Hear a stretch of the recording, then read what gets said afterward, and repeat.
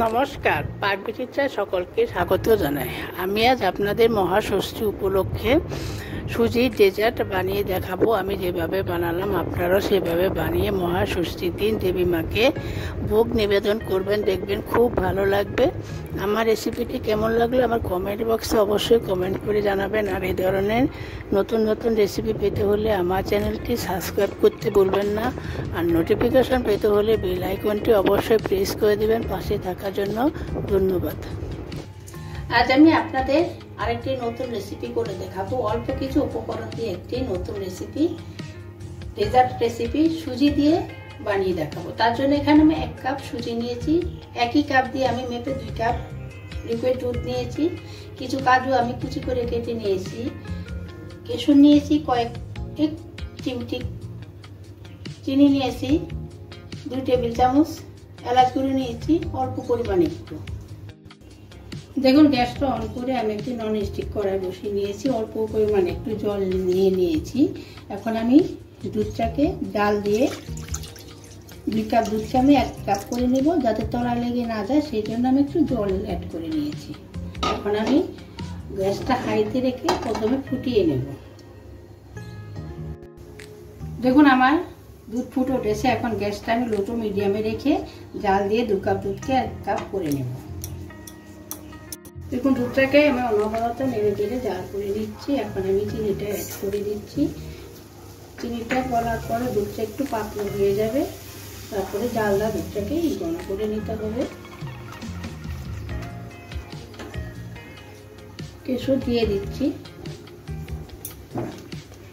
কেশরটা দিলে সুন্দর একটা ফ্লেভারও আসবে, কালারটা ভালো আসবে। কাজু কুচি দিয়ে দিচ্ছি।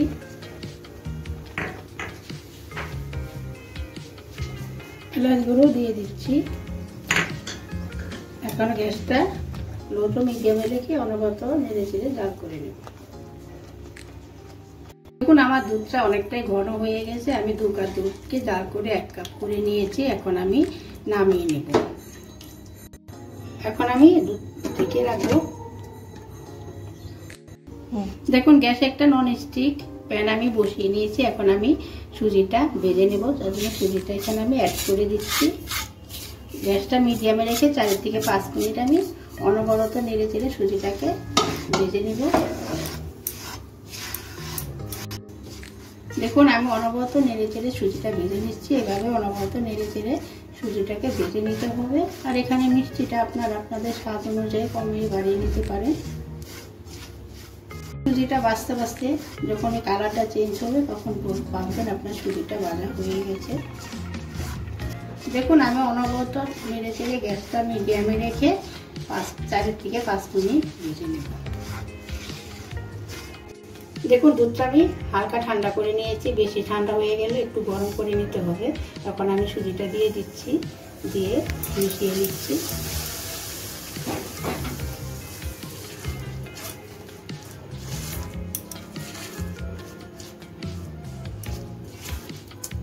এখন এটাকে আমি ঢাকা দিয়ে 10 মিনিটের জন্য রেখে দিব।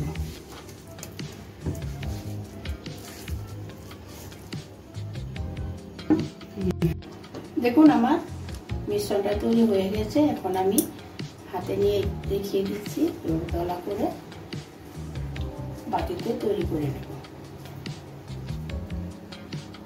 দেখুন এই বাটিটার মধ্যে আমি সন্দেশটা তৈরি করে নেব। তার জন্য এখানে আমি আলমন্ড দিয়ে দিচ্ছি,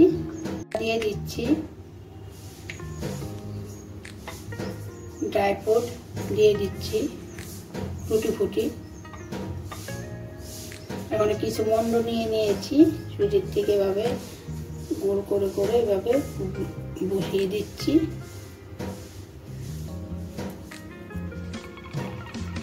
হাতে চাপ দিয়ে দেখুন এভাবে আমি তৈরি করে নিচ্ছি।